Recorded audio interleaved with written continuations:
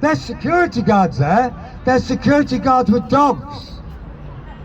Lots of security guards, not one single worker. And it's like, if nothing else, that sets the alarm bells off as far as animal welfare. There's not low animal welfare.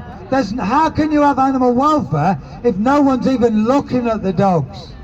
When I first found it out, because we're the nosy neighbour twitchers from hell, I thought, no, we're making a mistake.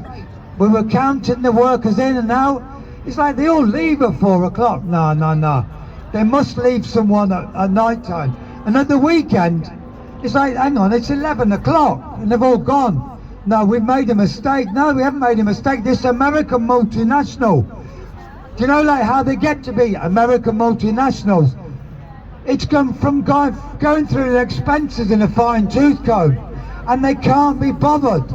And they don't care what we think. They don't care what the MPs think. They don't care that they're not prepared to pay one low-paid worker to go in with the dogs for a few hours. They just don't care about what they think about them. Well, why should they? Because they allow them to carry on. Anyway, I'm just going to play you a little bit of this now, but I think it's appropriate that in the middle of London, these voices, these dogs' voices, the only reason they're escaping, the sounds come out of the air vents. They're in soundproof buildings. But I think it's somewhat sort of fitting that the noises these dogs made are going to be heard by central London.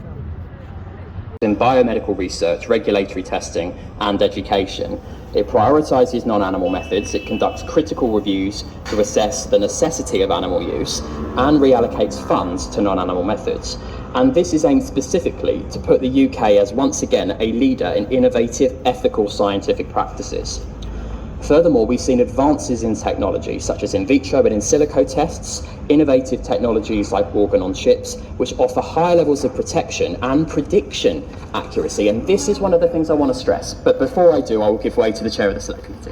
I thank my honourable friend for giving way, and he makes a really important point there that actually non-animal methods can be much more accurate than using animals in these experiments. And I would just like to ask whether he agrees with me that companies like Lush, who came to Parliament before Christmas advocating these methods, have actually shown the way through science that we can do better.